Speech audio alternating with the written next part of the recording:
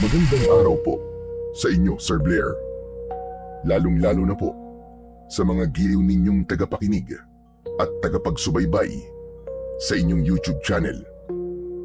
Ang kwentong aking ibabahagi ay nangyari taong 1989. May sarili po kaming punerarya at yun na rin po ang kinagisnang kong hanap buhay kasama ang aking ama. Ang tahimik naming pagtatrabaho ay ginambala ng isang misteryosong pangyayari na naganap sa baryo ng Mantagbak.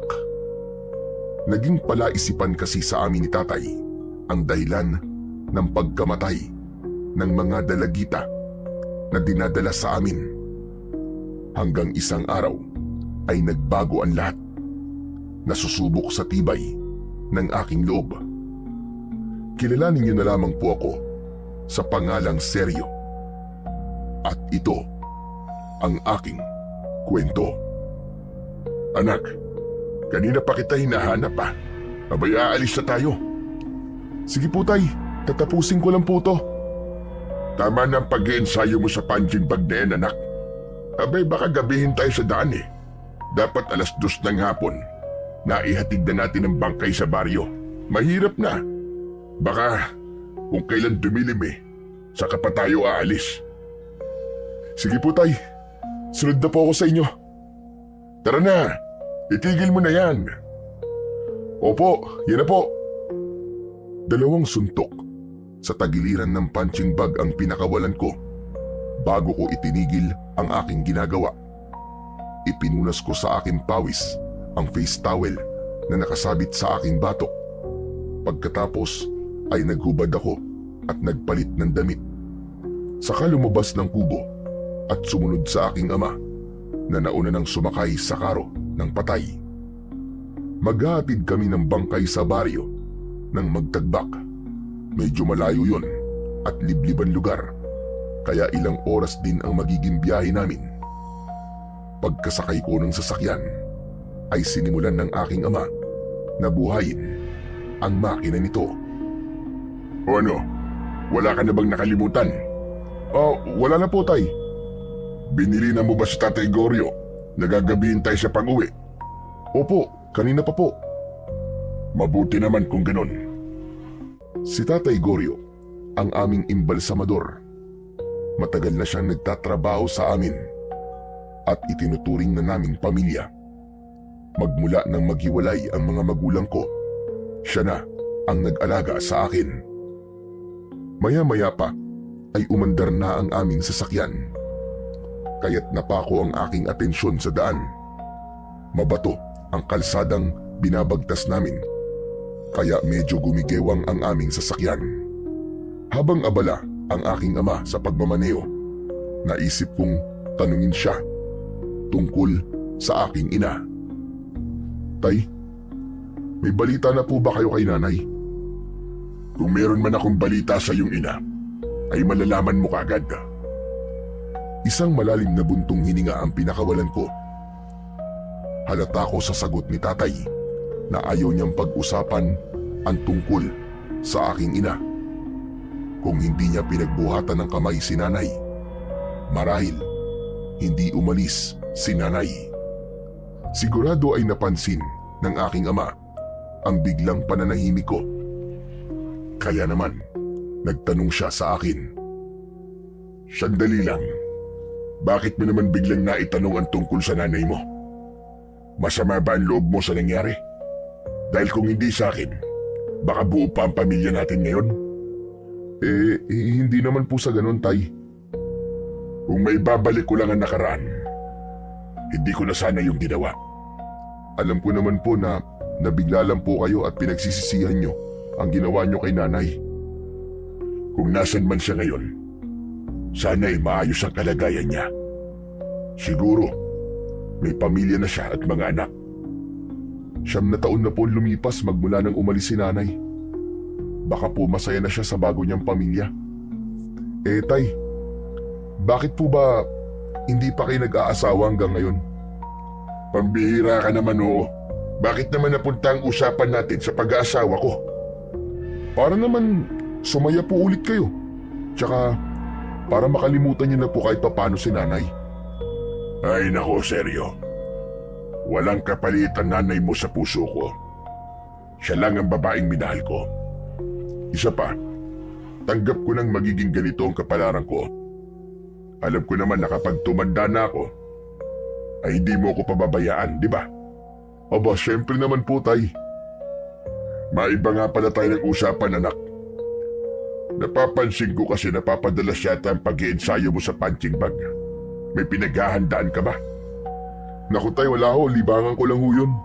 Nagpapakasaya lang po ako sa karunungan na itinuro po sa akin ni Tatay Goryo. Magmula po kasi na matuto ako sa pagsuntok. Para bang hinahanap-hanap na po ng katawan ko ang punching bag na yon. Pakiramdam ko para akong boksingero eh.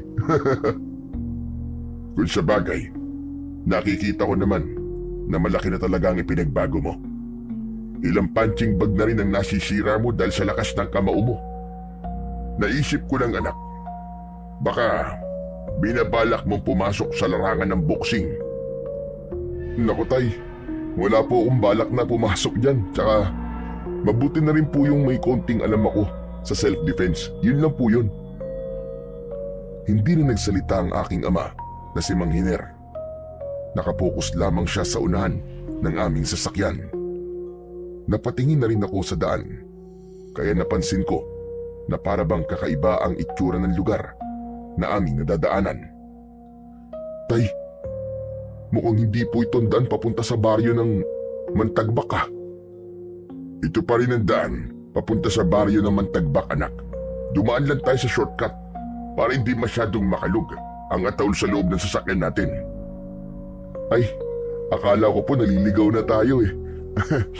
Teka tay, wala po ba kayong napapansin sa mga bangkay po na dinadala sa atin? Wala naman, anak. Ano ba napapansin mo sa mga bangkay? Hindi po ba nababanggit sa inyo ni Tatay Goryo? Nakakatakot daw pong itsura ng bangkay. Ano po bang meron sa lugar na yun, tay? Abay, hindi ko rin alam, anak. Pero nabanggit na rin sa akin yan ni Tatay Goryo. Hindi ko lang pinansin. Hindi niyo po ba tinitignan ang katawan ng bangkay? Hindi, anak. Si Tatay Goryo mo lang talaga ang nakakapuna sa bangkay. Hindi na ako nagtanong kay tatay. Ibinaling ko na lamang ang aking atensyon sa gilid ng kalsada. Pagkalipas ng 2 oras na pagbiyahe, sa wakas ay narating na rin namin ang Mantagbak. Pagsalubong pa lang ng pamilya ng namatay ay bumuhos na kagad ang luha ng mga kaanak. Sanay na ako sa ganong eksena, kaya lang ay hindi ko pa rin maiwasan ang hindi malungkot. Lalo na kung ang ikinamatay ng biktima ay dahil sa kagagawan ng isang taong halang ang kaluluwa at pinatay sa karumal-dumal na paraan. Anak, tulungan mo kong buksan ng pinto. Dapat pala, ipinaayos na natin to bago tayo umalis ng bahay. Nasira lang naman po yan dahil lubak-lubak buong kalsadang dinaanan natin kanina eh. Oo nga no, baka nga dahil doon. Pagkalipas ng 5 minuto, ay nabuksan namin ang pintuan. Halos mabingi kami ni tatay sa malakas na iyakan ng mga taong naroroon. Hanggang sa pagpasok namin sa loob ng bahay ng pagbuburulan. Napansin ko na marami ang mga taong nakaupo sa silya. Naghihintay sila sa patay. Kanya-kanya ng bulungan. Halos lahat ay nakikisimpatya sa nangyari sa dalagita. Anak, kunin mo ang bayad at uuwi na tayo.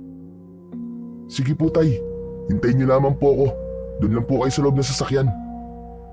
Nilapitan ko ng isang matandang babae na halos wala ng boses sa pag-iyak. Kinausap ko siya para kunin na ang bayad. Lola, excuse me po. Kukunin na raw po yung bayad. Tumingin muna ang matanda sa labas ng bahay. Saka dumukot sa kanyang bulsa. Nanlaki ang aking mga mata. Dahil marami siyang pera.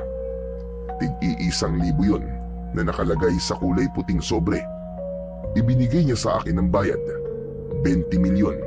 Sobra yon sa totoong halaga ng aming serbisyo. Lola, sobra po itong binayad niyo sa akin. Itinulak ng matanda ang kamay ko. Ang sabi niya, tip niya raw yun sa amin dahil maayos daw ang aming trabaho. Kaya wala na akong nagawa kundi ang tanggapin ang pera at nagpasalamat. Pagsilid ko ng pera sa aking bulsa, bigla akong napatingin sa isang batang lalaki. Nakatayo siya sa gilid ng bahay. Sa tingin ko, 10 taong gulang na ang bata. Nginitian ko siya, ngunit nanatiling seryoso ang bata. Ano kaya ang tinitignan niya? Seryo anak, tara na! Ano pang hinihintay mo dyan? Napatingin ako kay tatay dahil tinawag na niya ako.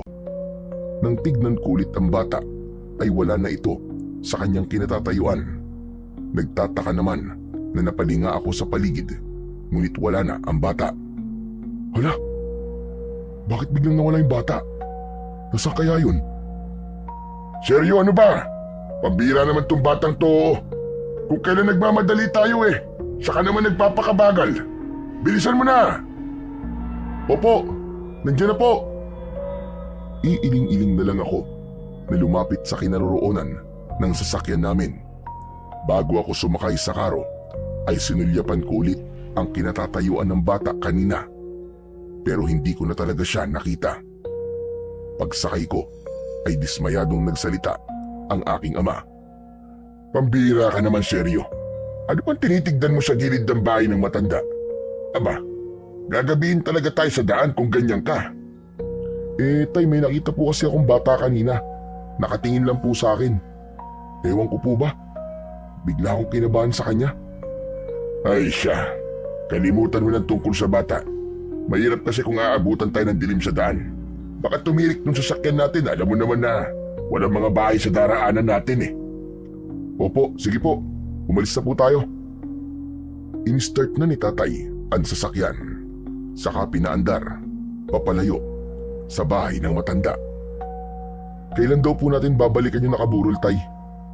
Ang sabi mga 5 araw daw ang lamay. Hihintayin pa raw ang mga magulang ng dalagita na nasa ibang bansa. Bakit mo naman naitanong? Tay, malaking halaga po kasi ang ibinayad ng matanda sa atin Aba, maswerte pala tayo ngayong araw.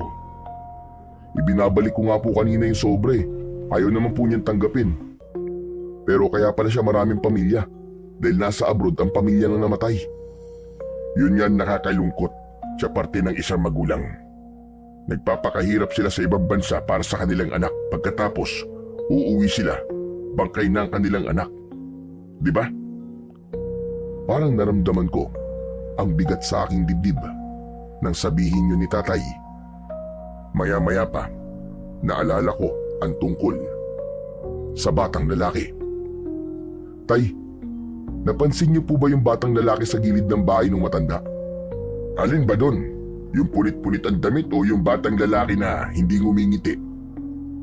Yung hindi po kumukurap ang mga mata at seryosong-seryoso po yung anyo? Ah, yun ba? Nakita ko rin siya kanina. Tinignan niya nga rin ako Ewan ko ba? Magmula na magtama ang aming mga mata. Yun nga, bigla akong kinabahan at hindi mapakali.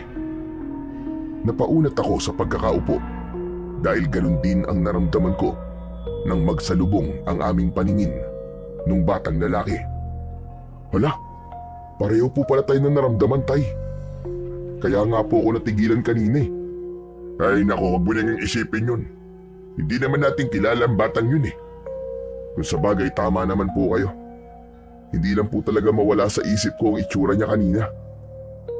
Hindi na nagsalita si tatay, kaya ibinaling ko na lang ang aking atensyon sa daan. Pagkalipas ng 2 oras na pagbiyahe, ay narating na namin ang aming bahay. Sa puninarya na rin kami natutulog, kasama ng mga kabaong. Nang una ay natatakot ako, pero nang masanay ako, ay baliwala na sa akin ang itsura ng paligid ko. Minsan nga, nararamdaman ko na parabang may kasama akong ligaw na kaluluwa sa aking silid. Tapos may mga oras na nagigising ako na parabang merong naglalakad sa tabi ko. Kung minsan naman ay para bang may naririnig akong umiiyak. Sinasabi na lang sa akin ni Tatay Goryo na normal lang daw na makakaramdam ako ng mga ganon dahil daw sa uri ng aming hanap buhay. O sige na, mauna ka nang pumasok sa loob ng bahay, anak. Aayusin ko pa kasi itong sasakyan. Sige po, tay.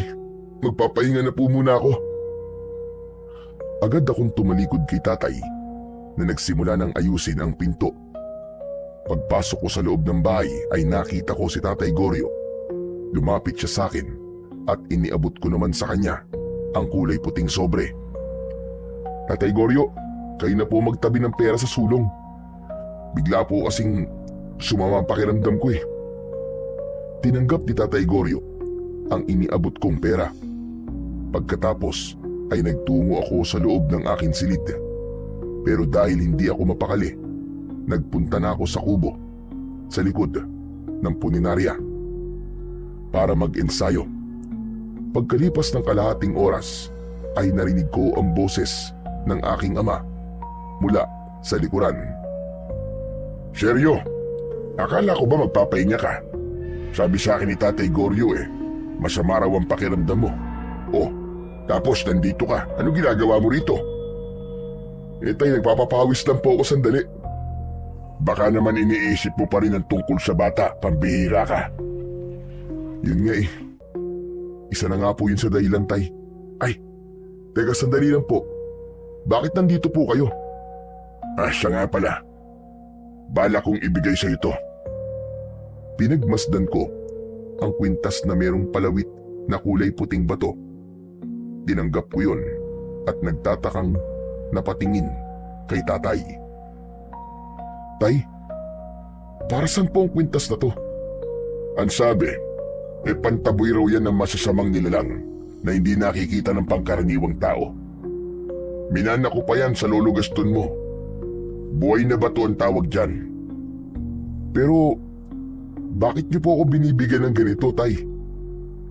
Naisip ko lang na ibigay yan sa'yo. Baka nakakakita ka pa rin ng mga ligaw na kaluluwa Lalo na at hindi naman ako sigurado kung naisara na ba ng tuluyan ni Tatay Gaston ang ikatlong mong mata. Kaya gamitin mo muna yan, anak. Kaya po ba ibinibigay niyo to sa akin dahil sa batang nakita ko kanina? Tama ka. Baka isa lamang siyang elemento na hindi matahimik ang kaluluwa. Sinasabi niyo po ba nang nakita kong bata sa bahay ng matanda ay isang kaluluwa, tay? Pero matagal na po akong hindi nakakakita ng multo Hindi ako sigurado. Pero sa tingin ko, baka kaluluwa ng namatay ang nakita mo kanina. Ano ba yan? Bigla naman po akong kinalibutan, tay. Shush! Huwag kang matatakot sa kaluluwa. Matakot ka sa mga buhay at sa totoong aswang.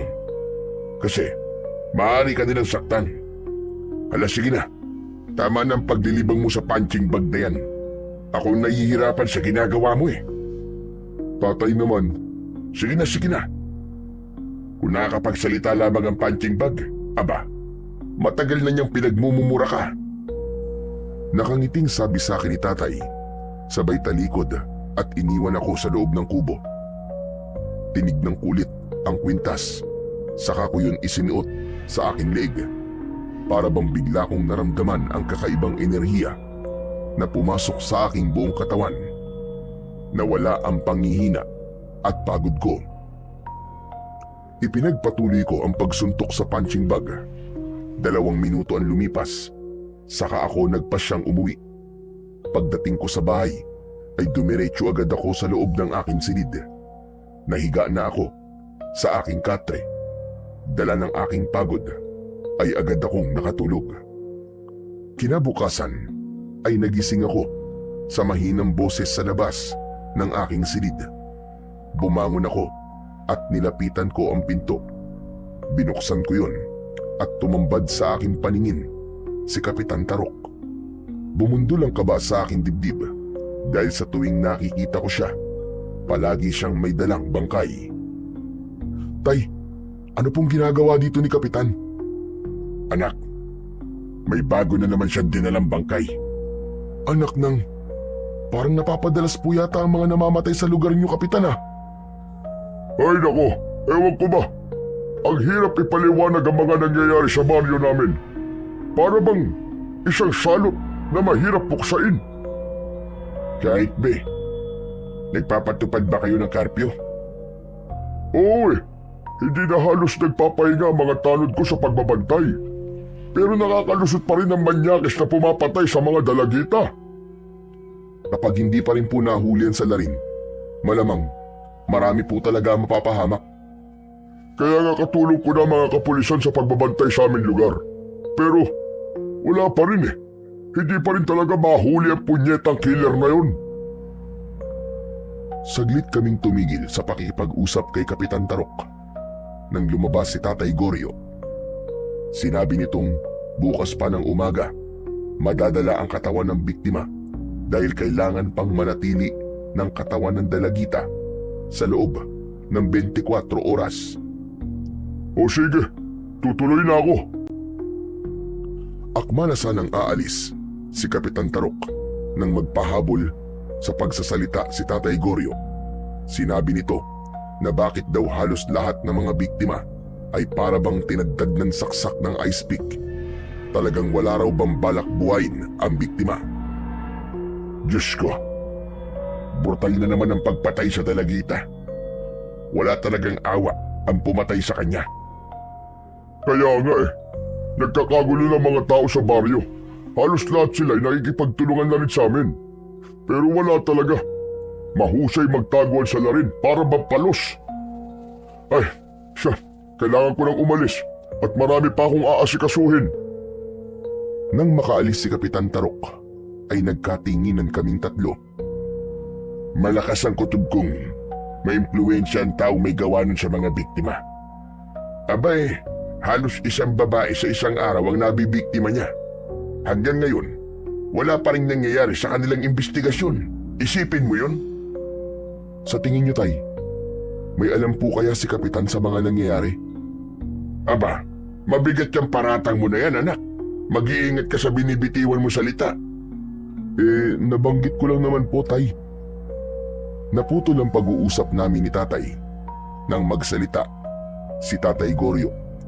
Sinabi niya na hindi lang basta saksak ng ice pick ang nakita niya, kundi merong isang malalim na 2 butas sa leeg ang nakita niya na para bang galing sa kagat ng isang mabangis na hayop. Biglang bumundol ang kaba sa aking dibdib at nakaramdam ng awa para sa biktima. Kahit hindi ko nakikita ang katawan ng biktima, para bang ang hirap huminga. Parang ang bigat. Halimaw talagang may gawa. Tama ka, anak. Ay nako, bakit ba tayo ang apektado sa nangyayari sa baryong yun? Dahil ngayon lang po ito nangyari, Tay. At sa baryo lamang na yun ang sunod-sunod na merong pinapatay. Pakiramdam ko ng mga oras na yun ay pamilya kami ng biktima. Hanggang sa pagsapit ng gabi ay hindi ako makatulog. Hindi ko alam kung para saan ang nararamdaman ko na pag-aalala. Kinabukasan, handa na kami para sa paghahatid ng bangkay sa baryo. Habang binabagtas namin ang daan, muli naming pinag-usapan ang tungkol sa biktima. Tay, alam nyo, sa lahat po ng hinatid natin sa baryo ng Mantagbak, dito ako mas kinakabahan. Ako rin, anak. Ngayon lang ito nangyari sa akin. Bakit kaya?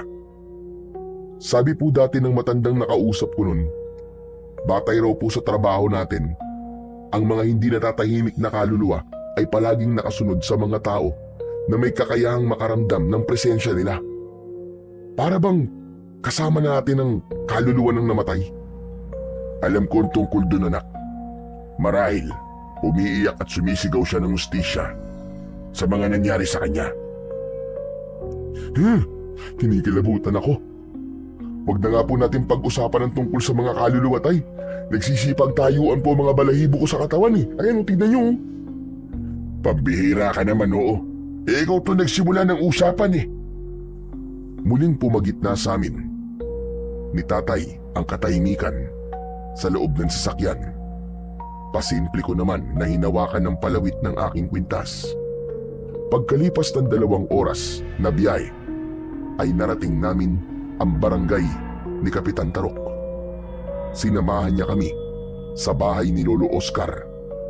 Tumambad sa aming paningin ang malaking bahay na gawa sa tabla. Sinaunang estilo yun, ngunit hindi maitatago ang marangyang pamumuhay ng matanda. Nakita namin na kaya pala hindi nakasama sa pagdala ng bangkay ang matanda dahil pilay ito. Humarap sa amin si Lolo Oscar. Namumugto ang kanyang mga mata. Awa agad ang naramdaman ko para sa kanya. Tatay Oscar, dala na po namin ang apo nyo. Sila ba ang nag-asikaso sa katawan ng apo ko? Abay, maraming salamat naman. At naihatid nyo ang bangkay ng apo ko. May garalgal ang boses ng matandang lalaki na sa tingin ko ay edad 60 taong gulang na. Diyos ko, hindi ko alam kung paano ako magsisimula ngayong wala na ang aking apo. Lakasan nyo lang po ang loob nyo, Tatay Oscar. Makakamit nyo rin po ang hustisya. Buhay ng apo ko na wala. Kaya dapat, buhay din ang magiging kapalit. Habang naririnig ko ang kanilang mga pinag-uusapan, ay abala naman ako sa pag-aayos ng kabaong ng apo ni Lolo Oscar. Pag-angat ko ng muka ay nagtama ang aming paningin ng batang lalaki. Napaunat ako sa pagkakaupo at nagpalinga-linga sa paligid. Kinabahan ako dahil inisip ko na baka kaluluwa na lang ang batang nakikita ko. Pero lumapit siya sa akin habang seryoso ang kanyang muka. Nay! May multo! May multo! Malakas ang boses ko kaya napako ang tingin nila sa gawi ko. Mas lumapit ang batang lalaki. Saka ko lang nakitang may hawak siyang plastik na plato. May candy yun at biskwit. Teka, hindi po ako multo. Totoong tao po ako. Matagal ko siyang pinagmasdan at sinundot ng aking daliri ang balat ng batang lalaki. Ang mga naroon naman na nakikipaglamay ay nagbubulungan at nagtatawanan. Nang matiyak ko na totoong tao nga ang nasa harapan ko, saka lang ako nakahinga ng maluwag. Anak naman ng putya, oh. Akala ko talaga multo kay. Sorry ha. Bakit naman kasi ganyan ang itsura mo? Ano po bang mali sa itsura ko? Wala. Sige na. Kalimutan mo na lang ang sinabi ko. Bata, pasensya ka na kung pinagkamalang kitang multo. Hindi nagsalita ang batang lalaki. Sa halip, tumabi siya sa akin ng upo. Hindi kayo dapat nagpunta rito, kuya. Ha? Ano sabi mo? Mahiwaga ang lugar na to. Nababalot ng lagim. Ito, dali. Kunin mo. Ibinigay ng batang lalaki sa akin ang isang liyabe na may talim na kagaya sa tari ng manok. Napakunot ang aking noo nang pagmasdan ko ang bagay na yon. Teka, ano to? Tsaka, para saan to? Basta, itago mo yan at ingatan mo, kuya. Pagbigay niya sa akin ng sandatang yon, ay mabilis siyang umalis. Iniwanan niya akong natitigilan. Hindi ko maintindihan kung bakit ibinigay niya yun sa akin. Bata, teka lang sandali. Huwag ka munang umalis. Ngunit mabilis nang nakalayo ang batang lalaki. Nagpalinga-linga naman ako sa paligid dahil iniisip ko na baka may nakakakilala sa batang lalaki at malaman ko kung ano ang pangalan niya. Pero abala ang lahat sa kanilang mga ginagawa. Para saan kaya sandatang to? Bigla kong nag-alala nang maalala ko ang sinabi niya kanina. Maya-maya pa ay lumapit sa akin si tatay. O anak, bakit sumigaw ka kanina? Ano ba nangyayari sa'yo? Tay, yung batang lalaki, nakita ko siya at nakausap ko. Akala ko kaluluwa siya kaya napasigaw ako eh. Pero totoong tao pala siya, Tay. Kasama ko siya kanina dito. Tapos, Tay, binalaan niya ako. Ano ka ba, hinaan mo nga ang boses mo? Baka mamaya may makarinig sa'yo. Tay, alam mo sabi niya, hindi daw dapat tayo nandito. Pambihira. Anong gagawin natin? Tayo lang naman ang naghahatid ng bangkay sa lahat ng baryo na malapit sa puninarya natin. Dapat nagtanong ka o bakit niya yung nasabi? Hindi ko nga po siya nakausap ng matagal. Nagmamadali po siyang umalis eh. Kung ganun, pasekreto lamang siya lumapit sa'yo, ganun ba? Hindi kaya nagloloko lang ang batang yun, pinagtitripan ka? Pero Tay, seryoso po niyang sinabi sa akin. Ang ipinagtataka ko lang po, eto po, binigay niya po sa akin to. Pinakita ko kay tatay ang ibinigay sa akin ng batang lalaki kanina. Pinagmasdan niya yon at napakunot ang noo at muling napatingin sa akin. Teka, isa itong liabe na gawa sa talim ng tari ng manok. Ginagamit ito sa pakikipaglaban sa mababangista nila lang ha. Nakakita na ako ng ganitong sandata nung buhay pa ang aking ama. Pero wala na yun dahil kasama niyang ibinaon sa hukay. Kung ganun, ibinigay niya po sa akin to para balaan ako tungkol sa mabangista nila lang. Marahil ay ganun na nga ang ibig niyang sabihin. Inilinga namin ni tatay ang aming paningin. Subalit wala kaming nakitang batang lalaki. Magsasalita pa sana ako tungkol sa kakaibang sandata nang mapansin namin si Kapitan Tarok. Papalapit siya sa aming kinaroroonan. O ano? Bakit ganyan ang mga itsura niyo? May problema ba?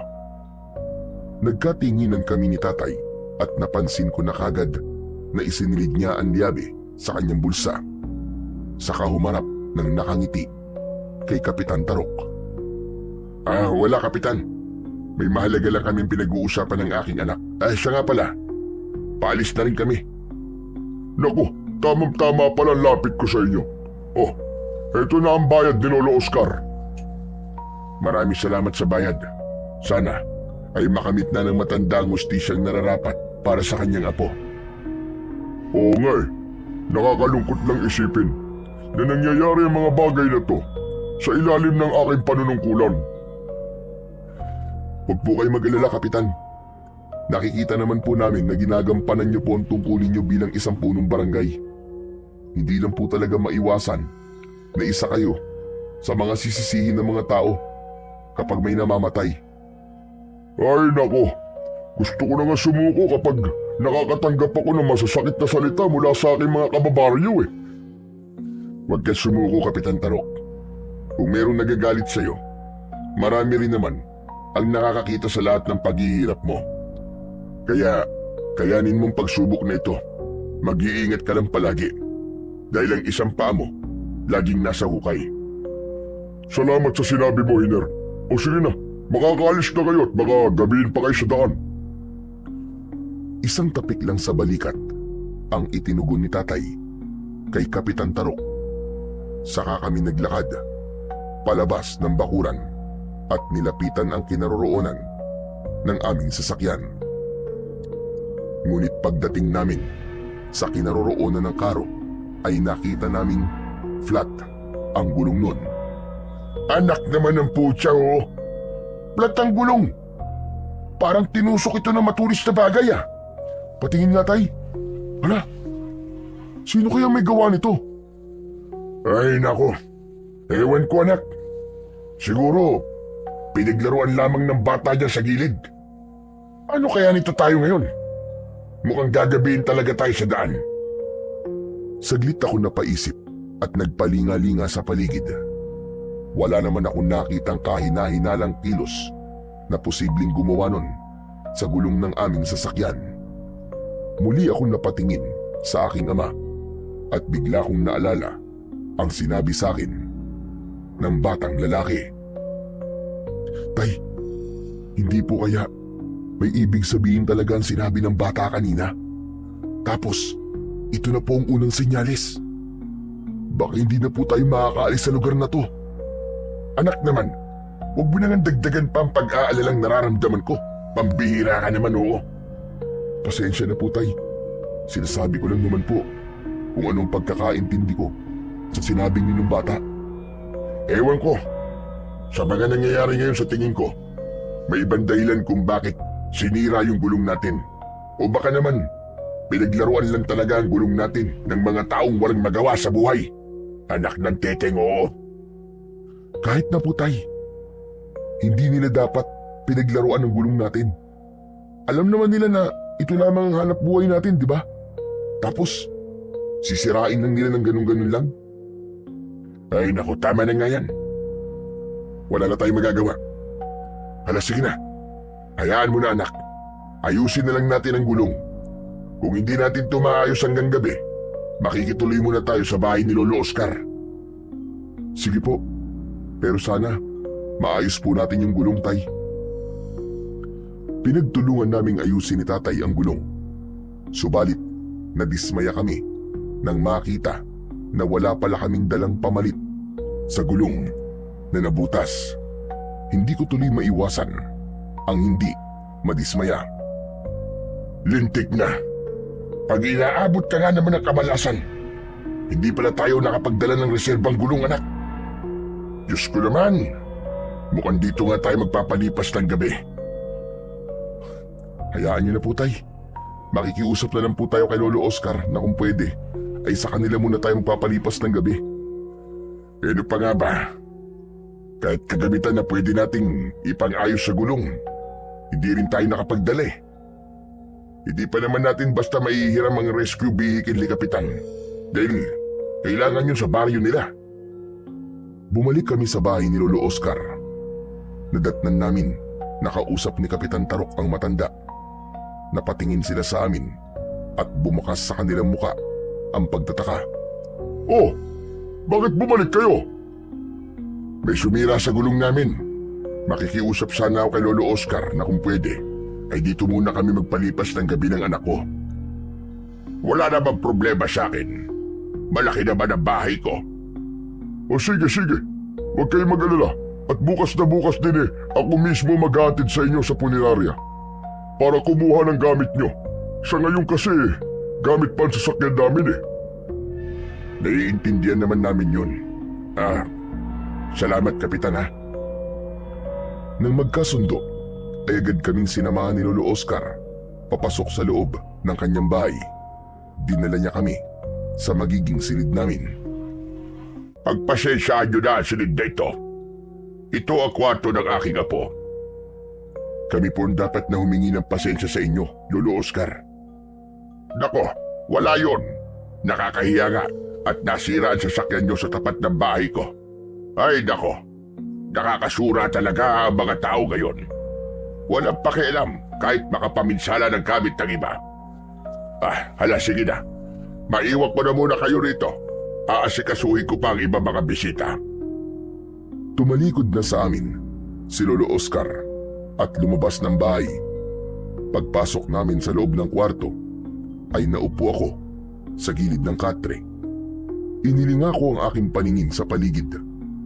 Maayos at malinis naman ang gamit sa loob nun. Si Tatay naman ay panayang buntong hininga habang nakasilip sa bukas na bintana kung saan ay tanaw niya ang mga taong nakikiramay habang nakaupo sa silya. Nakita namin na abalaan lahat sa pagtulong sa matanda. Kaya naman naisip namin na siguro mabuting tao si Lolo Oscar. Maya-maya pa ay humarap sa akin si Tatay. Bakas sa mukha niya ang pag-aalala. Anak, parang kinakabahan ako sa lugar na ito. Pareho po pala tayo na nararamdaman, Tay. Parang mabigat po ang presensya ng paligid. Oo nga eh. Baka ganito siguro kapag merong namamatay ano? Naiintindihan ko pong nararamdaman niyo, Tay. Tsaka, wag na po kayo mag-alala. Suot ko naman po ang kwintas na ibinigay niyo eh. Hindi ba't sabi niyo kapag suot ko to, itataboy niya yung masasamang elemento sa paligid? Kaya lang anak, mahirap pa rin umasa sa kwintas. Hindi lang talaga ako mapalagay pagkatapos kong marinig ang sinabi mo tungkol sa batang lalaki. Ang mabuti pa kaya magpahinga na muna tayo at baka naman pagod lang ito. Tay, maaga pa naman po para magpahinga. Lalabas lang po muna ako ng bahay. O sige, dito muna ako. Para kasing bumigat ang pakiramdam ko. Lumabas ako ng silid at iniwan si tatay sa loob ng kwarto. Pagkalabas ko, nakita kong nakatingin sa akin ng lahat ng mga taong naroroon. Pero binaliwala ko lang yun at naupo ako sa silya. Pagkatapos ay inilinga ko ang aking paningin sa paligid na para bang may hinahanap ako. Umaasa pa rin ako na sana ay makita ko ulit ang batang lalaki. Maya-maya pa ay lumapit sa akin si Kapitan Tarok. O ano, seryo? Kumusta ang silid nyo? Ayos naman po, Kapitan Tarok. Nakakahiya nga po kay Lolo Oscar. Nako, huwag kang mahiya sa kanya. Mabait na matandang yun. Matulungin at saka maaasahan. Tumutulong din siya sa mga batang walang bahay na masisilungan. Ganun po ba? Mainam naman kung ganun. Pero, Kapitan, hindi po namin nakalain na masisira yung gulong ng aming sasakyan. Huwag ka na mag-alala. Bukas na bukas din Maaga akong pupunta rito para ihatid kayo sa bahay nyo. Salamat po sa inyo, Kapitan Tarok. Naku, wala yun. O sige, tutuloy na ako ha. Sinisigurado ko lang kung ayos ang kalagayan nyo. Gusto ko sanang magtanong kay Kapitan Tarok kung may kilala ba siyang batang lalaki na madalas ay nakikita sa lamay. Pero pinigilan ko ang aking sarili. Pagsapit ng gabi, magkasama na kami ni tatay na nakahiga sa katre ng aming silid. Kaagad akong nakatulog dahil sa pagod. Ngunit naalimpungatan ako sa malakas na kalabog mula sa kabilang silid. Bumangon ako at sinulyapan ang aking ama na mahimbing na natutulog. May mga tao pa naman sa labas kaya hindi ako natakot lumabas ng kwarto. Dahan-dahan ako naglakad papunta sa pinagmumula ng ingay. Mabilis din ang kabog ng aking dibdib dahil pakiramdam ko ay merong hindi magandang nangyayari sa kabilang silid. Teka, sa silid ni Lolo Oscar nanggagaling ang ingay Napansin ko rin ang nakaawang na pinto sa silid. Sumilip ako roon at nakita ko ang 5 lalaki. Nakagapos ang kanilang mga kamay sa likod habang nakaluhod sa sahig. Nakita ko rin si Lolo Oscar. Hawak niya ang isang baril. Dala ng aking takot, napataklob ako ng palad sa aking bibig. Pero pinakinggan ko ang sinabi ni Lolo Oscar. Kung sino man sa inyo ang pumatay sa aking apo, magsabi na, dahil kung hindi, lahat kayo ay papatayin ko. Nakita ko na para bang nagmamakaawa ang mga lalaki sa pamamagitan ng pag-ungol. Subalit hindi sila makapagsalita dahil may packaging tape ang kanilang bibig. Ang tanging naririnig ko lamang ay ang galit na boses ni Lolo Oscar. Ikinasan ng matanda ang kanyang baril. Saka itinutok yun sa ulo ng isang lalaking nanginginig na sa labis na takot. May silencer ang baril ng matanda, kaya hindi maririnig ang tunog ng baril kung sakaling iputok yun. Talaga bang hindi kayo aamin sa kasalanan ninyo? Pagkatapos na brutal ninyong patayin ang aking apo, magmamakaawa kayo. Wala kayong karapatang mabuhay. Ang dapat sa inyo ay mamatay. Kaya habang maaga pa, magsabi na kayo sa akin ng totoo. Habang pinagmamasdan ko ang nanginginig na kamay ni Lolo Oscar, ay ramdam na ramdam ko ang galit sa kanyang anyo. Habang ang 5 lalaki naman ay halos magmakaawa sa matanda. Pailing-iling sila umuungol. Subalit sa kabila ng mga pagdaing ng mga yon, mas lalong naging mabagsik ang anyo ni Lolo Oscar at nanlaki ang aking mga mata. Sa sunod niyang ginawa, Kung ganon, matitigas kayo ha? Mamamatay kayong lahat! isa-isang pinaputukan ni Lolo Oscar sa ulo ang mga lalaki. Hindi ako makapagsalita. Nanginginig ang aking mga tuhod. Hindi ko alam kung ano ang gagawin ko. Hindi ako makapaniwala na magagawa ni Lolo Oscar ang pumatay. Pagkatapos niyang patayin ang 5 lalaking nakagapos, umupo siya sa bangko. Umiiyak na parang habag na habag sa kanyang sarili. Maingat akong umalis sa lugar na yon. Nanginginig ang aking buong katawan habang naglalakad. Pagpasok ko sa loob ng aming silid, nadatnan ko na nakaupo ang aking ama sa gilid ng katre. Nagtataka dahil namumutla ang aking labi. O anak, saan ka ba galing? Ano nangyari sa'yo? Abay pagkagising ko, wala ka na sa tabi ko ha?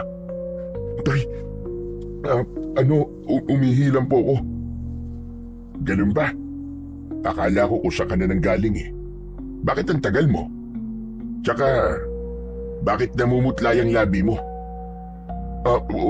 Wala tay. Masama lang po kasi ang pakiramdam ko eh. Ganun ba? O sige, hintayin mo ako rito at kukunin ko lang ang gamot sa sasakyan. Tay, wag na po tay. Okay na ako, ayos na po ang pakiramdam ko. Tay, wag po kayong lumabas. Dito lang po kayo. Seryo anak, ano ba nangyayari sa'yo ha? Nag-aalala ako sa kinikilos mo ha. Bakit ka ba nagkakaganyan? Nanginginig ang kamay mo oh. Wag niyo na po akong pansinin tay. Ganito lang po talaga ako kapag may naaalala ko eh. O bakit? May nakita ka na naman bang ligaw na kaluluwa? Wala tay. Hindi naman po totoo ligaw na kaluluwa eh. Matulog na lamang po tayo. Para bukas tay, makaalis na po tayo sa lugar na to. Bumalik sa higaan si tatay. Pero ako, hindi na ako dinalaw ng antok. Pinakikiramdaman ko ang paligid sa silid namin. Ginawa ko ang lahat para hindi malaman ni tatay ang mga nakita ko. Nang mga sandaling yon, ay pabaling-baling ako sa higaan. Hanggang sa pagsapit ng umaga, ay nanatili akong nakatingin sa bubong ng kisame. Naramdaman ko na bumangon na si tatay. Anak, mukhang hindi ka na naman yata natulog ah. Kumusta ba ang pakiramdam mo? Maayos na ba? Opo tay, maayos na po ang pakiramdam ko. Bumangon ako sa aking higaan at humarap sa aking ama. Sa pagkakataong yun, ay nag-aayos ito ng kanyang damit. Tay, hindi pa po ba tayo uuwi? Uuwi na tayo anak, kaya lang, hindi dumating si Kapitan Tarok eh. Kaya tayo na ang pupunta sa kanya sa barangay hall. Sige po tay, sasama rin po ako sa inyo. Baka naman masama pa ang pakiramdam mo. Kung masama pa rin ang pakiramdam mo, maiwan ka na muna rito. Hindi na po tay, mas gusto ko pong sumama sa inyo. Sigurado ka ba? Opo, gusto ko na po kasing umuwi eh. Wala nang nagawa ang aking ama, kundi ang pumayag sa gusto ko. Ngunit bakas sa kanyang muka ang pag-aalala habang sinusuri niya ang mga ikinikilos ko. Paglabas namin ng bahay, hindi ko nakita si Lolo Oscar. Tanging ang mga tao lamang sa lamay ang naroon. Naglakad kami papunta sa barangay hall. Pagkalipas ng 5 minutong paglalakad, narating namin ang barangay hall. Subalit nagulat kami sa aming nadatnan. Narinig namin na kinakausap ni Kapitan Tarok ang matandang babae na walang tigil sa pag-iyak, habang may isang dalaga naman ang nakahawak sa balikat ng ginang. Ano?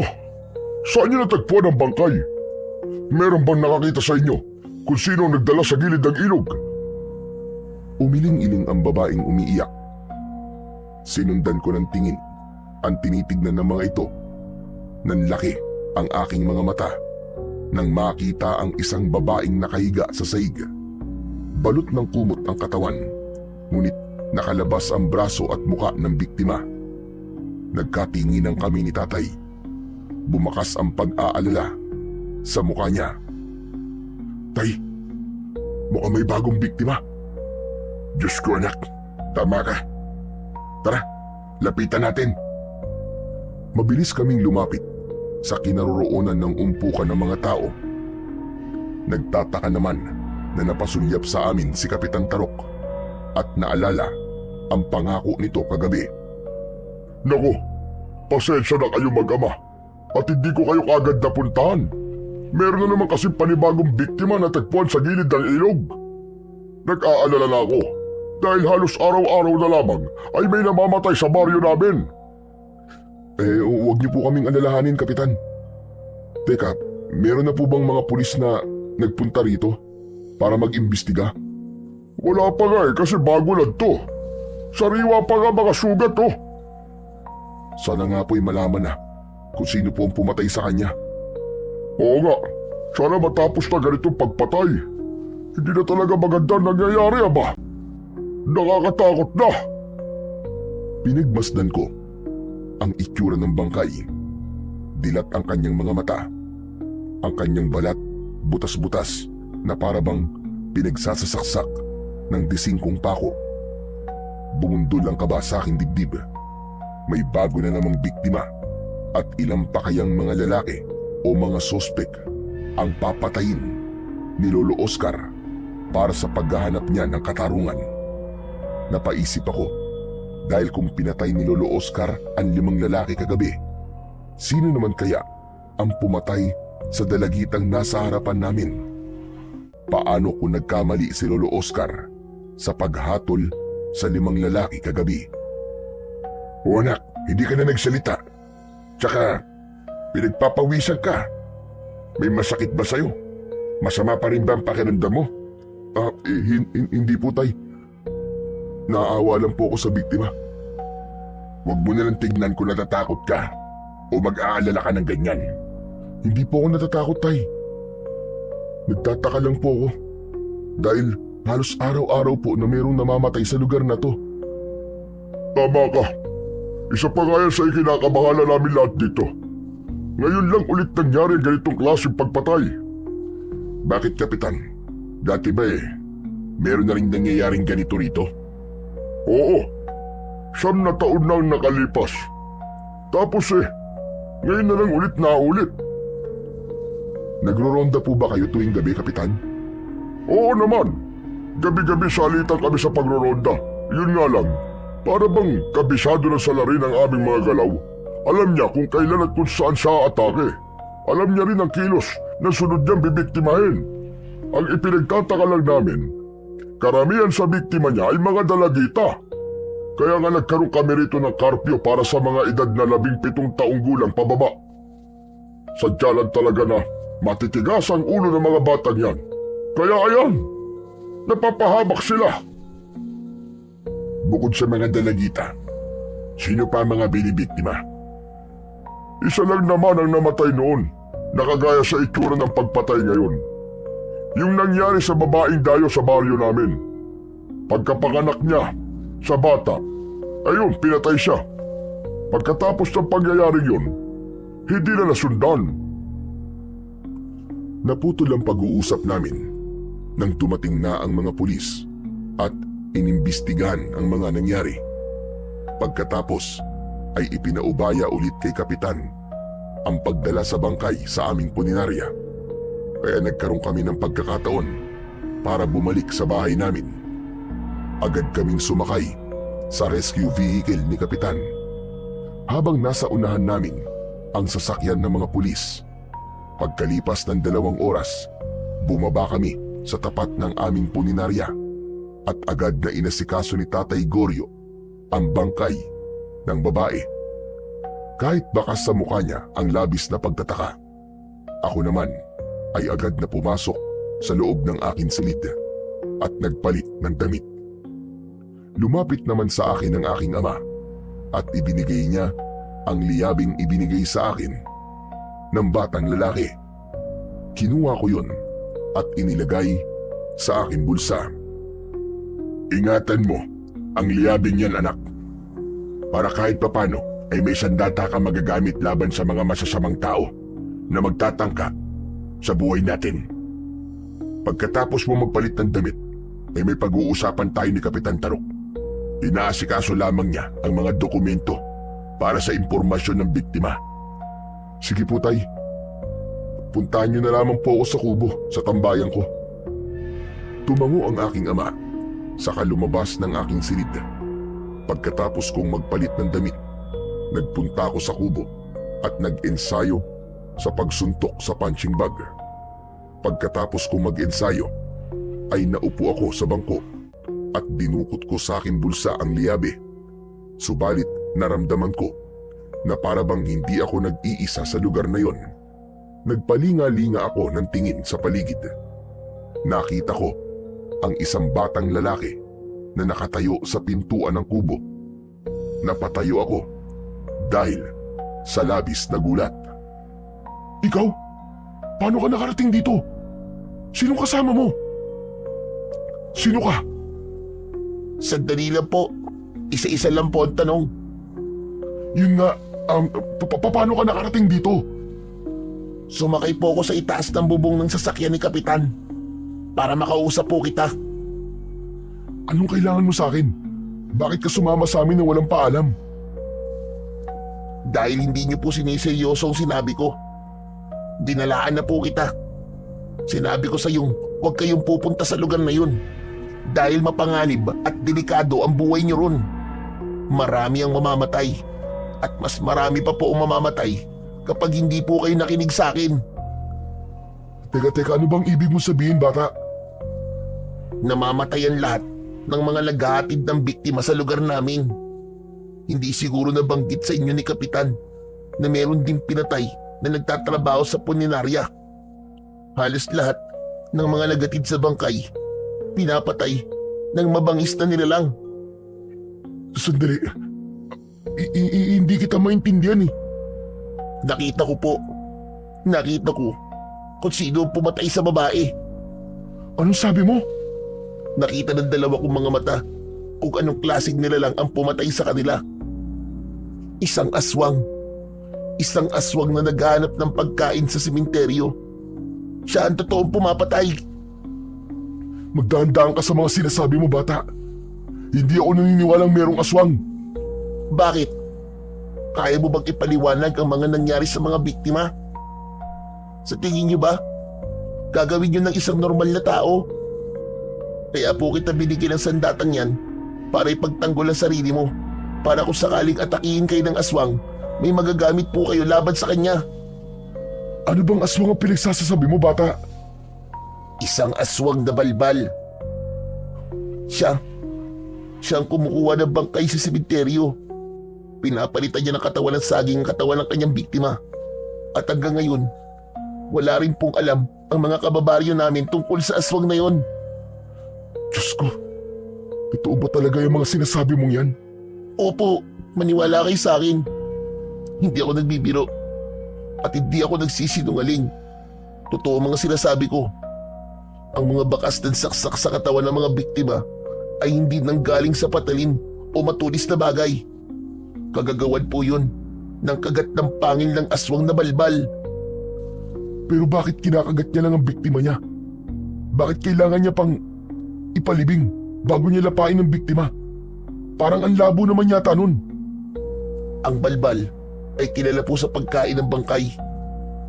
At ang pagkagat niya sa katawan ng mga biktima ay palatandaan lamang po niya. Isang marka na yun ang kanyang sunod na kakainin. Sa oras na mailibing na sa sementeryo, ang katawan na nilagyan niya ng marka, madali po niyang maaamoy kung nasa ng kanyang sunod na target. Saglit akong natigilan. Matagal akong nakatitig sa muka ng batang lalaki. Ni ayaw gumana ng isip ko. Alam ko po na hindi madaling intindihin ang mga sinasabi ko ngayon. Subalit kung lalawakan mo lang ang pangunawa mo, agad mo pong maiintindihan kung bakit po ako nandito ngayon. Gusto ko lang po na bigyan kayo ng babala para makapag-ingat. Dahil sa oras na sumapit ang kabilugan ng buwan, ang katawan ng biktimang dadalhin nyo sa baryo namin ay huhukayin ulit ng aswang na balbal. Yun ang kanyang ritual para sa pagpapalakas ng kanyang kapangyarihan. Kilala mo na ba kung sino ang aswang na balbal sa baryo nyo? Sino ang aswang na tinutukoy mo? Sa ngayon po, hindi ko pa po alam kung sino siya eh. Subalit alam ko po kung saan niya dinadala ang katawan ng biktima. Matatagpuan po yun sa malaking bahay na nakatirik sa gitna ng kakahuyan. Doon magaganap ang pagriritual. Anong gusto mong gawin ko? Kailangan ko po ang tulong nyo. Dahil gusto ko rin pong bigyan ng hustisya ang nangyari sa nanay ko. Aswang na balbal po ang pumatay sa akin, ina. Kung ganun wala ka ng nanay, sino nag-aalaga sa'yo? Hindi sumagot ang batang lalaki. Sa halip, dumating sina Kapitan Tarok at si Tatay. Si Kapitan ang sumagot sa aking tanong. Anak mo siya, seryo. Siya si Bendoy. Pasensya ka na. Hindi ko alam na sumunod siya sa atin. Kung anak niyo po siya, siguro alam niyo rin po ang tungkol sa aswang na balbal. Oo. At tama ang narinig mo mula kay Bendoy. Siya ang aking espiya. Siya ang nagbabantay sa paligid. Pero bakit wala po kayong ginagawa, Kapitan? Bakit patuloy kayong nagkukunwari na hindi niyo alam ang tungkol sa totoong pumapatay sa mga biktima? Hindi po ba kayo gumagawa ng paraan? Dahil mapanganib. Anong laban ko sa aswang na balbal? Hindi siya pangkaraniwang aswang lang. Kung ganun, bakit po kayo nandito? Ang ibig ko po sabihin bakit kami ang kailangan niyong kausapin? Sapagkat kailangan namin ng tulong niyong mag-ama. Naniniwala ako na matutulungan niyo kami. Kahit narinig ko sa iyo ang tungkol sa bagay na yan, hindi ko pa rin maiwasan ang hindi mag-alala, Kapitan. Nagtataka rin kami kung bakit kami pa ng anak ko ang kailangan niyong hinga ng tulong. Dahil nasa panganib na rin ang buhay ninyo. Dahil kilala na kayo ng aswang at galit siya sa mga taong naghahatid ng bangkay sa baryo. Marahil, binabantayan na rin niya ang mga kilos ninyo. Marami na mga kagaya nyo ang pinatay sa baryo namin. Anak naman ng teteng, Kapitan, Alam niyo naman po pala na mapanganib para sa amin ang magatid ng bangkay sa baryo nyo. Bakit dinamay niyo po kami sa problema nyo? Pasensya na kayo. Ang mabuti pa ay pag-usapan na natin ang magiging plano tungkol sa bangkay na iahatid natin pabalik sa baryo. Tutal, nadamay na rin kami ng anak ko dyan. Ang mabuti pa ay pag-isipan natin ang sunod na hakbang. Mahaba pa ang isang gabi. Magagawa pa natin ang maayos ang plano. Kailangan ko talaga ang tulong nyo. Kung ganun po, tutulong ako. Kahit masama ang loob ko. Dahil hindi kagad kayo nagsabi sa amin ng totoo. Patawarin niyo ako, seryo. Hiner, hindi ko sinasadya na madamay kayo. Hayaan mo na, seryo. Wala naman na tayong magagawa. Nariyan na yan Ang alam ko, nag-iimbestiga rin si Lolo Oscar sa nangyari sa kanyang apo. Minsan ko na siya kinausap, ngunit tumanggi siya. Ang gusto niya, siya mismo ang papatay sa taong pumatay sa kanyang apo. Hindi ko naman masabi sa kanya na aswang ang pumatay sa kanyang apo. Bigla akong natigilan dahil hindi ko alam kung tama bang ipaalam sa kanila ang mga nakita ko sa bahay ni Lolo Oscar kung paano niya pinatay ang mga bihag ng gabing yun. Paano kapag nakabalik na tayo sa baryo? Anong gagawin natin? Magmamanman tayo sa sementeryo. Gawin lang natin ang lahat para hindi mahalata ang plano natin. Dahil baka nakakasalamuhan na natin ang aswang hindi pa natin alam. Ako naman po ang magiging gabay nyo habang nasa baryo kayo. Mapanganib ang gagawin natin, kaya kailangan na matinding pag-iingat. Lalo pa ngayon na mas lalo na nag-iingat ang aswang. Agad kaming natapos sa pagpaplano, kaya nagkaroon ako ng pagkakataon para ipaalam sa kanila ang mga nakita ko sa bahay ni Lolo Oscar. Kapitan Tarok, Hindi ko po alam kung paano ko po sasabihin sa inyo ang mga nakita ko. Ano yun, seryo? Ano ho kasi, nakita ko po na may pinatay si Lolo Oscar sa loob ng kanilang bahay. 5 lalaki po ang nakita ko nang sabi ay pinaghihinalaan niyang pumatay sa kanyang apo. Ano ka mo? Totoo ba ang sinasabi mong yan, seryo? Opo, Kapitan. Ginawa niya po yan sa loob mismo ng kanyang silid. Tay, parang alam ko rin po ang tungkol sa sinasabi ni Kuya Seryo. Marahil, nagigiganti po si Lolo Oscar sa nangyari sa kanyang apo. Tama ka, Bentoy. Nagigiganti nga siya sa pagkamatay ng kanyang apo. Ang hindi niya alam, nagkamali siya ng hinusgan dahil hindi niya napatay ang totoong pumatay sa kanyang apo. Ang ibig sabihin lang nun, kumilo siya ng palim, pero nagkamali siya ng pinatay. Diyos ko, kailangan niya managot sa buhay na kinuha niya. Pero tay, mas kailangan po natin patayin ang aswang na balbal. Mas mapanganib siya. Saka na lamang po natin harapin si Lolo Oscar. Saglit na natigilan si Kapitan Tarok sa sinabing ni Bindoy. Nagkatinginan naman kami ng aking ama na nag-aalala rin sa mga nangyayari. Ang mabuti pa, kakausapin ko si Tatay Goryo para sa naiisip kong plano. Magpahinga na muna kayo at dito na rin kayo magpalipas ng gabi. Tay, sasamahan ko po sila sa magiging silid nila pansamantala. Sige anak, bahala ka na sa kanila. Pagkatapos magkasundo sa naisip naming plano, ay dinala ko sila sa magiging silid nila. Subalit pagsapit namin sa sala ay napansin ko si Bindoy.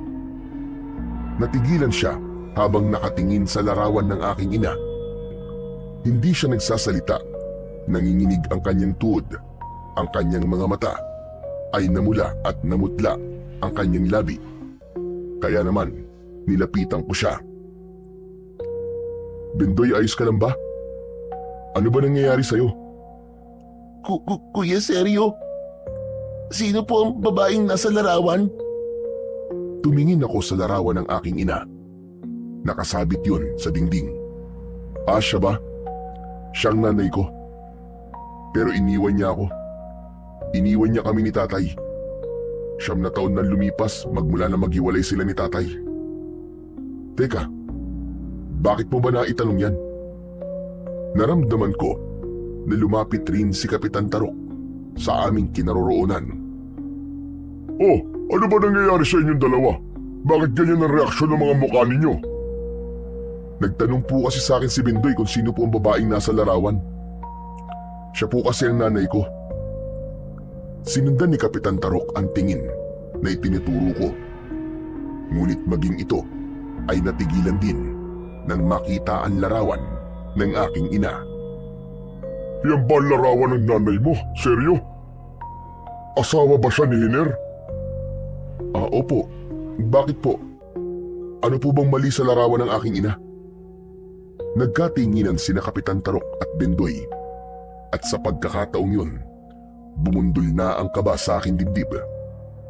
Hindi ko na iintindihin kung bakit ganun ang ikinikilos nila.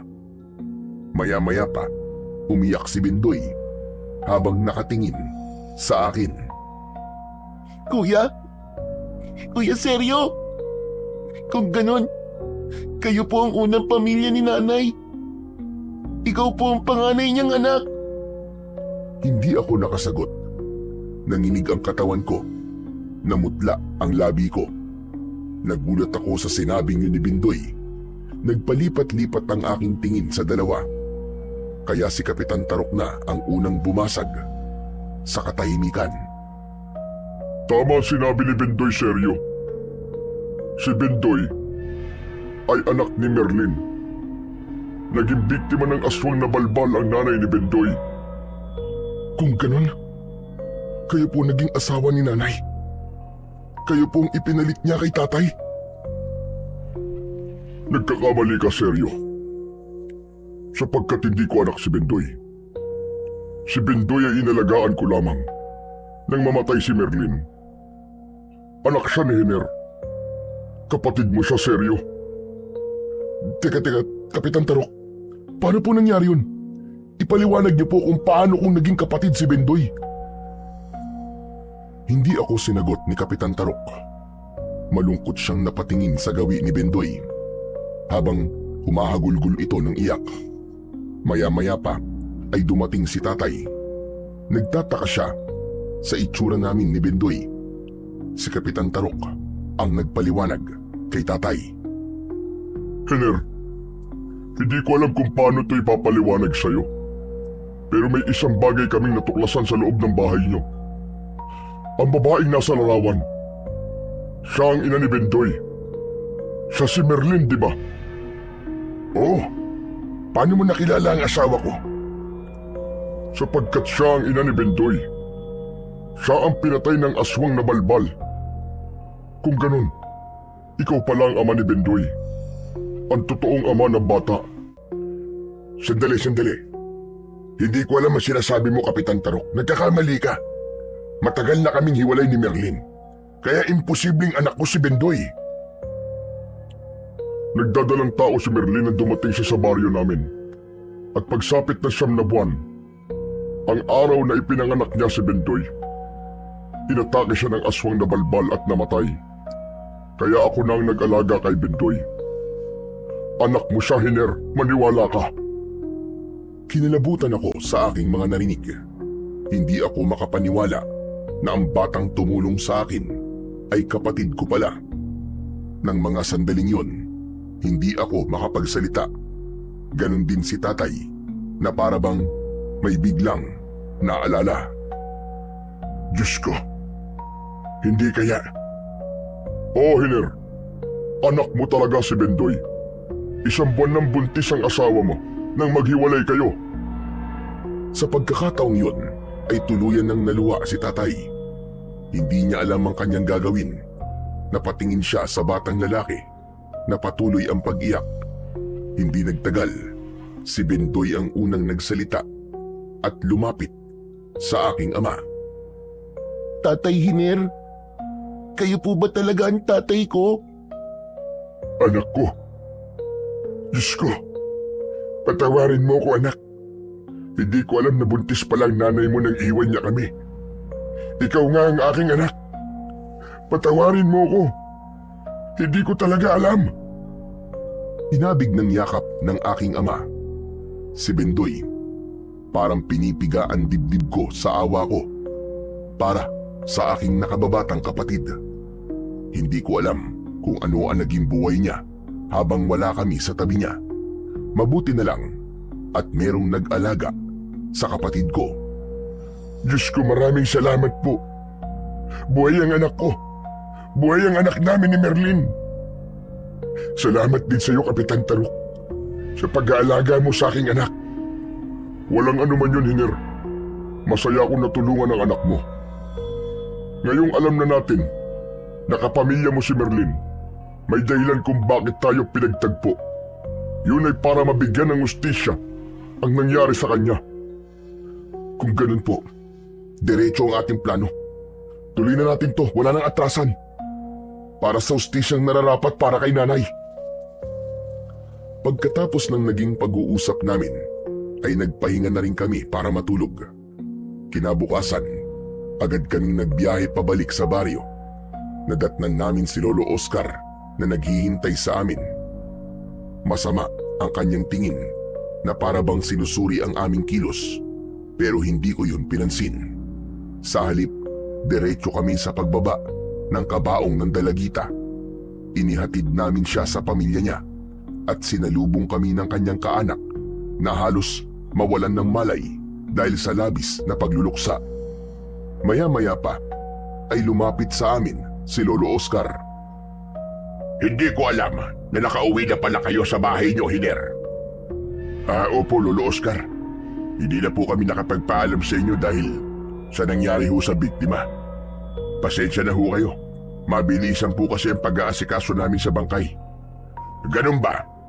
Nag-alala kasi ako sa inyo kagabi at hinanap ko kayo kung saan-saan. Mabuti na lang at may nakakita sa inyo. Lolo Oscar, bakit nga po pala kayo nandito? Sino po nagbabantay sa burol ng apo nyo? Marami namang nagbabantay sa kanya sa bahay. Pumunta lang ako rito para ibigay ang tulong sa pamilya ng namatay. Napakabuti niyo naman po, Lolo Oscar. At nag-abala pa po kayong tumulong para sa iba. Palagi po kayong tumutulong sa amin. Kaya maraming salamat po sa inyo. Nako, wala yon. Sino pa ba magtutulungan kundi tayo-tayo lang rin na magkababaryo? Siya nga pala, ililibing na namin ang apo ko mamayang 2:00 ng hapon. Hindi raw makakauwi ang kanyang mga magulang dahil sa personal na dahilan. Nako, nakakalungkot naman po pala. Hindi nila masisilayan ang kanilang anak kahit sa huling pagkakataon. Lihim kaming nagkatinginan ni tatay. Parang walang nangyari kung makipag-usap sa amin si Lolo Oscar. Para bang hindi siya apektado na meron siyang pinatay na mga tao. Ilang araw din kaming namalagi sa baryong yon para sa aming plano. Hanggang sa mailibing ang dalagitang huli naming inihatid sa baryo. Lihim kaming nagmatsyag sa sementeryo kasama sina Bindoy, Kapitan Tarok at si tatay. Nasa likod kami ng malaking puno habang naghihintay sa pagdating ng aswang na balbal. Pagsapit ng gabi, isang nakakakilabot na eksena ang aming nasaksiyan sa loob ng sementeryo. 5 aswang na balbal ang biglang dumating doon. Payat ang kanilang mga katawan. Mahaba ang kanilang mga kuko at ang dila nila ay nakatagdag sa nakakatakot nilang anyo. Pinagtulungan nilang hukayin ng lupa na pinaglibingan sa dalagita at isinunod nila ang libingan ng apo ni Lolo Oscar. Diyos ko, mabagil langit! Hindi ako makapaniwalang ganyan pala ang itsura ng aswang na balbal. Tatay, Kapitan, nang makita ko po ang mga aswang na yan, takot na takot din po ako noon. Ang husay ng ginawa mo, Bindoy. Nagawa mong labanan ng takot mo. Opo, kuya. Nilabanan ko po talaga ang takot ko para bigyan po ng katarungan ang nangyari kay nanay. Teka lang, huwag na muna kayo magsalita. Alamin natin kung anong ginagawa nila sa katawan ng mga biktima. Pagkatapos nilang kunin ang katawan ng bangkay, binuhat nila ang katawan at dinala sa gubat. Sinundan namin sila at tumambad sa aming paningin ang malaking bahay na nakatayo sa gitna ng kakauyan. Kung ganun, diyan pala nila dinadala ang mga bangkay para kainin. Opo, at dyan din po nila isinasagawa ang ritual. Nang umalis po ang aswang na balbal, pinasok ko po ang loob ng bahay na yan. Natuklasan ko po na meron pa pong silid sa ilalim ng lupa. Basement ang tawag doon, anak. Teka lang, ginawa mo ba talaga yun? Pambihira, hindi ka ba natatakot na kung nahuli ka ng aswang? Ay baka hindi na tayo nagkita ngayon, anak. Huwag mo nang uulitin ng ganun, ha? Tatay, hindi ko naman po kasi alam na may pamilya pa pala ako maliban kay tatay, Kapitan. Pero ang mahalaga po, ligtas naman po ako, di ba? Ay, siya nga po pala. Diyan ko rin po nakuha yung liabe na ibinigay ko po kay Kuya Sergio. Kung ganun, pag-aari ng aswang ang liabe. Tay, pasukin na po natin ang loob ng bahay. Panahon na po para pigilan sila sa pag-asik nila ng lagim. Pagkakataon na po natin para patayin silang lahat. Para mabigyan na po natin ng mustisya ang lahat ng pinatay nila. Handa na rin akong pumasok sa loob. Siguraduhin na lamang natin na walang makakapansin sa atin dahil nasa loob na ng bayan lahat ng mga aswang na balbal. Saglit kaming nagpalinga-linga sa paligid at pinagmasdan kung meron bang nagbabantay na aswang. Malinis, walang bantay. Kaya tara na, Bendoy anak. Huwag kang hihiwalay sa tabi namin ng kuya mo, ha? Opo, tay. Maingat kaming naglakad, papalapit sa kinaroroonan ng bahay. Pagsapit namin sa loob ng bahay, nakita namin na may nakasinding sulo. Habang naririnig namin ang malakas na pag-angil mula sa mga aswang na balbal. Napansin ko na merong hagdan. Pababa yun, sa ilalim ng lupa. Yun ang basement na tinutukoy ng kapatid kong si Bendoy kanina. Tay, tignan nyo! Dito! May hagdan po rito! Sa pagkakataong yun, ay binunot ko na ang liyabe sa bulsa ko. Ganon din ang kutsilyo ni tatay. Si Kapitan Tarok naman ay batuta ang kanyang dinala, habang ang kapatid kong si Bendoy ay latigo ang kanyang hawak. Natitiyak ko pong dito po nila dinala ang katawan ng mga bangkay. Naunang bumaba ng hagdan si Kapitan Tarok. Sinundan namin siya habang alerto kami sa paligid. Pagpasok namin sa loob, bumungad sa aming paningin ang 4 na kulungan na gawa sa bakal. Nagkatinginan kaming 4. Hindi kami makapaniwala sa itsura ng loob ng silid. Sa gitna noon ay merong mahabang lamesa. Nakapatong ang katawan ng 2 dalagita. Bigla akong kinabahan dahil kakaiba ang katahimikan sa loob ng basement. Nagulat na lang kami nang may biglang nagsalita sa aming likuran. Kasunod ng pagkalat ng mabahong amoy na parabang nabubulok na laman ng hayop. Sinasabi ko na nga ba't may plano kayo? Alam ko na nasundan niyo ko. Malas nyo lang dahil sinadya kong magpahabol sa inyo rito para maikulong ko kayo sa ilalim ng aking bahay. Ngayong natuklasan nyo na ang lihim ko, hindi ako makakapayag na makatakas pa kayo. Nahulog tayo sa patibong. Alam niya ang tungkol sa plano natin. Malakas na tumawa ang aswang na balbal kasama ang kanyang mga alagad. Napaatras kami ng hakbang habang hindi inaalis ang paningin sa nilalang. Sino ka? Magpakilala ka! Huwag ka magtago sa inyo ng pagiging aswang mo, hayop ka!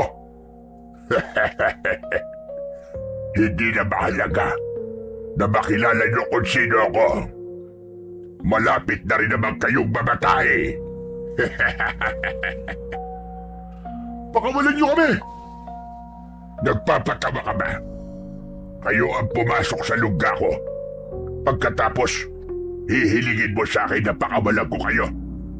Alam niyo ba na pinaghandaan ko rin ang pagdating ninyo? Sa katunayan, gumawa ako ng 4 na kulungan para sa inyo. Nagkakamali ka! Ikaw ang makukulong dito! At hindi kami! Tignan na lang natin kung sino ang magbawagi. Hindi ako makakapayag na makaalis pa kayo sa pamamahay ko ng buhay.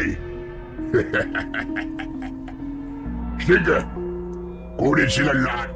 Ikulong nyo sa mga kulungan na nakahanda para sa kanila.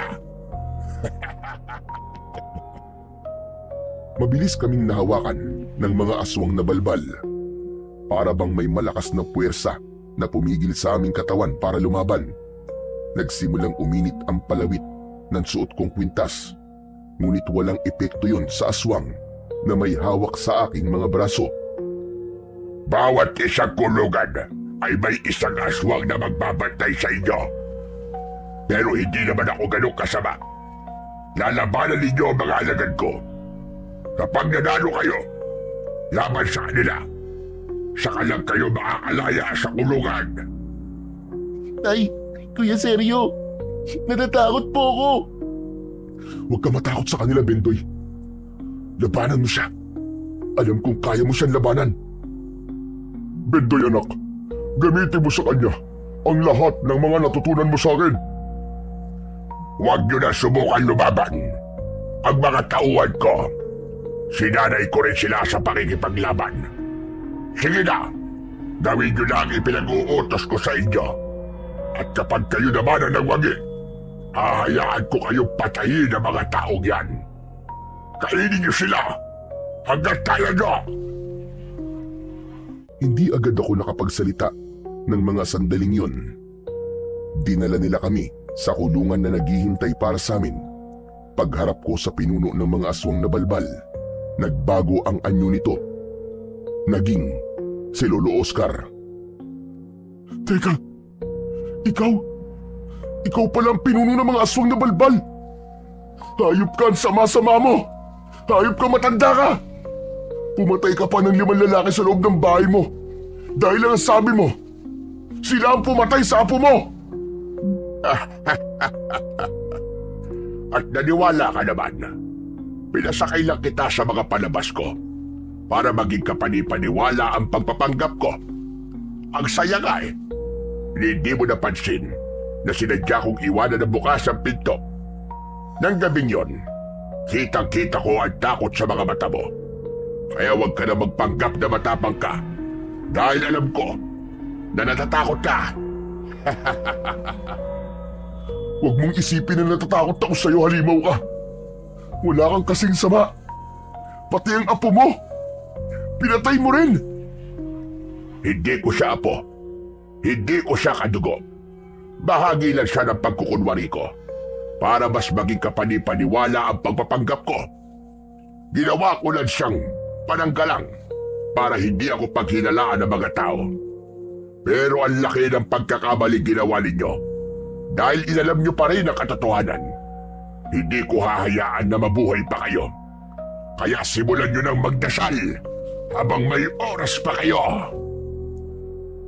Mabubuhay kami. Ikaw ang mamamatay sa lugar na to, Oscar. Kahit ano sabihin mo, ipagkakalat ko sa buong baryo na ikaw ang aswang na pumatay sa mga dalagita. Kampung ka ni Satanas! Kahit na ano sabihin mo, hindi na tumatalab sa akin ang mga ganyan-ganyang salita. Ang isipin nyo ay kung paano pa kayo makakatakas sa kulungan na nakahanda para sa inyo. Ngumisi ang pinuno ng mga aswang at pagkatapos ay tuluyan na kaming ipinasok sa loob ng kulungan. 2 aswang na balbal ang katapat ko. Samantalang sina Tatay, Kapitan Tarok at Bendoy naman ay tig-iisa lang ng mga aswang na makakalaban. Bumundol lang kaba sa aking dibdib dahil sa labis na pag-aalala para sa kanila. Tay, Bendoy, Kapitan, mag-iingat kayo. Huwag mo akong alalahanin, anak. Kaya kong ipagtanggol ang sarili ko. Muli kong tinignan si Lolo Oscar. Nakatayo siya sa gitna ng labas ng aming kulungan. Sa tapat mismo ng 2 bangkay na nakahiga sa ibabaw ng lamesa. Sige, mga alagad. Gawin nyo na ang ipinag-uutos ko. Ipatikim nyo sa kanila ang bunga ng kapangasang ginawa nila sa bahay ko. Gawin nyo na! Malakas na tumawa si Lolo Oscar at sa pagkakataon yun ay ipinakita niya sa amin kung paano niyang nilapa ang katawan ng mga bangkay. Halos masuka ako sa ginawa niyang yun nang punitin niya ang tiyan ng isang babae. Sumubsob siya sa tiyan ng biktima. Isinunod niya ang katawan ng kanyang apo. Winakwak niya ang dibdib nito at kinain. Walang kaalam-alam ang pinuno ng mga aswang na isa sa mga bangkay na kinain niya ay nilagyan namin ng lason. Halimaw ka! Isa ang kampo na kadiliman! Mamamatay ka rin! At masaol pa sa mga biktima ang sasapitin mo!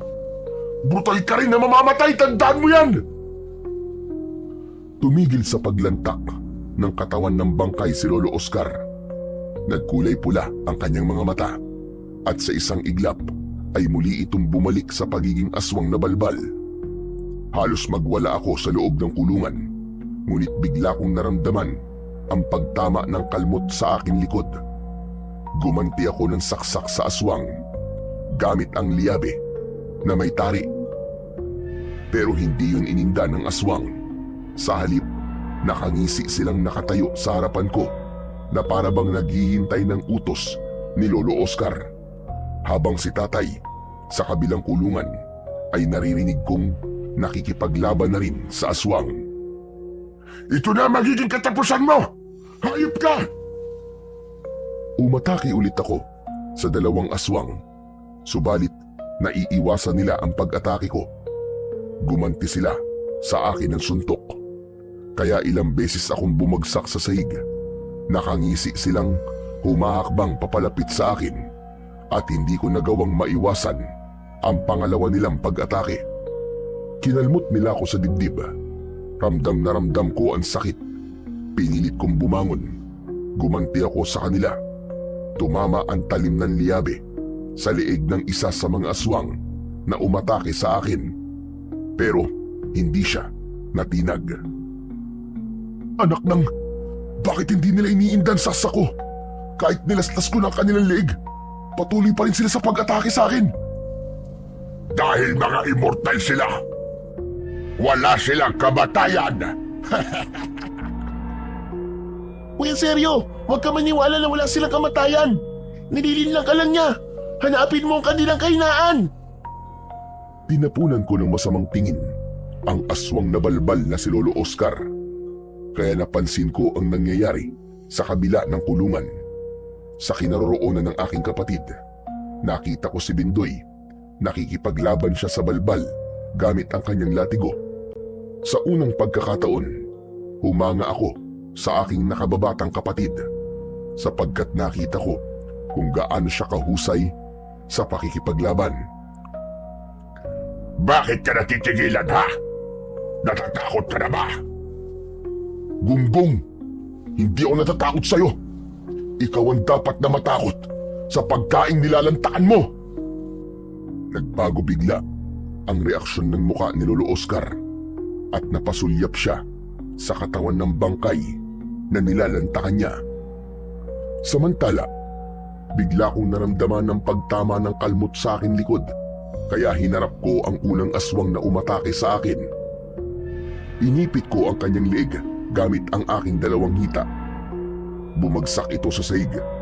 Napasigaw ako sa sakit dahil sa pagtama ng sahig sa katawan ko. Bagay na nagustuhan naman ni Lolo Oscar. Magaling! Napakaganda ng eksenang pinapanood ko! Habang tumatawa si Lolo Oscar, sinamantala ko ang pagkakataon na nakahandusay ang aswang sa sahig. Gamit ang liyabe na may tari, inatake ko ang batok ng aswang na balbal. Bumulwak ang dugo nito mula sa kanyang sugat. Nagkikikisay ang katawan ng aswang. Bumula ang bibig at lumabas ang kulay itim na likido. At napatunayan ko na ang kahinaan pala ng mga aswang na balbal ay nasa batok. Nakita yon ng isa pang aswang na balbal, kaya't napaatras ito at natigilan. Subalit sumugod ako. Nilapitan ko ang kanyang kinaroroonan. Tumalon ako at inatake ko ng saksak ang batok niya. At dahil nakita ni Lolo Oscar kung paano ko rin napatay ang isa pang aswang, nagwala ito dahil sa galit. Hindi maaari. 2 balbal ang ibinigay ko sa'yo, pero natalo mo sila na ganong kabilis. Hindi ako makakapayag. Hindi ako tutupad sa mga pinag-usapan natin. Wala kang isang salita, demonyo ka. Ginawa ko ang lahat para manalo sa laban na to. Hindi ka patas. Sino bang aswang ang patas? Hindi ako papayag na matalo mo ko na ganun-ganun na lang. Hindi mo ba talaga nakikilala ang sandatang ginamit ko sa kanila? Tignan mo maigi. Itinaas ko ang aking sandata. Napakunot ang noo niya dahil sa pagtataka. Sandali lang. Paano napunta sa'yo ang sagrado kong armas?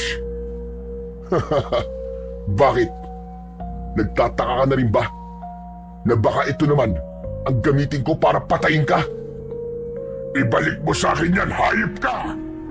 Kunin mo kung kaya mo. Lumapit sa aking kulungan ang aswang na balbal na si Lolo Oscar. Dala ng labis kong galit, Sinipa ko ng malakas ang pintuan ng kulungan at nagulat ako nang masira ko yun. Nagulat din si Lolo Oscar. Hindi ako nagdalawang isip. Agad ko siyang inatake ng suntok sa muka. Bumalandra siya sa dingding. O ano? Nagulat ka ba ha? Paano mo natanggal ang kandado ng kulungan? Naisip ko na baka dahil yun sa suot kong agimat na ibinigay sa akin ni tatay. Kaya ngumisi ako nang nakakaloko. Hindi na mahalaga kung paano ko nasira ang kulungan. Ang mahalaga ngayon, mapapatay na kita. Pupulbusin kita, gunggong ka. Hindi mo ko basta mapapatay. Hindi ako isang ordinaryong nilalang. Humaba ang kanyang dila. Pumulupot yun sa aking braso. Nabitiwan ko ang aking liabe at tinamaan niya ako ng suntok sa muka. Bumalandra ako sa pintuan ng kulungan. Nakita yon ng aking ama na abala pa rin sa pakikipagpambuno sa aswang. Mag-iingat ka, anak! Labanan mo siya! Huwag kang papatalo! Mamamatay na lamang kayo. Nag-uusap pa kayo. Mga inutil. Mga wala talaga kayong kwenta. Hindi ba kayo natatakot sa akin? Hindi talaga ako natatakot sa'yo, halimaw ka! Dapat ikaw ang matakot! Dahil sa oras na makalaya na mga kasama ko, yun na rin ang magiging simula ng kamatayan mo! Mabilis akong bumangon. Inatake ko siya ng suntok. Tinamaan ko siya sa kanyang dibdib. Bumagsak siya sa saig. Samantalang si Kapitan Tarok naman ay nagawa na rin niyang mapatay ang kalaban niya. Sinamantala ko ang pagkakataon na nakahiga pa ang pinuno ng mga aswang. Nilapitan ko ang kinaroroonan ng aking mga kasama. Sinipa ko ang pintuan ng kanilang kulungan. Pinatay ko ang kanilang mga kalaban. Hanggang sila ay tuluyan ng nakatakas. Pinagtulungan namin ang pinuno ng mga aswang na balbal na si Lolo Oscar. Tay, kuya! Ako nang bahala sa pintuan. Labanan niyo po ang pinuno ng mga aswang. Magbabantay po ako para hindi siya makatakas. Isang tangulang ang itinugon ko, sabay sipa sa dibdib ng aswang. Bumagsak ulit siya sa saig, kasabay ng pagsuka niya ng dugo. Pagbangon ng aswang, pasuray-suray siyang tumayo. Ano? Ano nangyayari sa akin? Bakit ako naghihina at nahihilo? Mabuti nga sa'yo, gunggong ka! Anong ginawa niyo sa akin? Anong ginawa niyo? Ang kinain mo kanina ay nilagyan namin ng lason para manghina ka. Kaya simulan mo na magdasal sa Diyos mo na si Satanas. Hindi! Hindi totoo yan! Totoo! Dahil nararamdaman mo na, di ba? Unti-unti kang manghihina. Bukod pa sa gagawin namin sa'yo, mararamdaman mo rin kung gaano kasakit ang mamatay. Katapusan mo na! Dinampot ko ang liabe at nilaslas ko ang kanyang leeg. Isinunod ko ang kanyang batok. Hindi ko siya tinigilan hanggat hindi natatagtad ng saksak ang kanyang buong katawan. Umusok ang kanyang sugat. Nagkakakawag ang kanyang mga kamay. Pinanood namin kung paano unti-unting nasunog ang katawan ng pinuno ng mga aswang hanggang sa malusaw ito at maging isang kulay itim na likido. Saka ko lang naramdaman ang panghihina ng aking katawan. Kuya, napatay mo siya! Natalo mo ang aswang na pumatay sa nanay natin!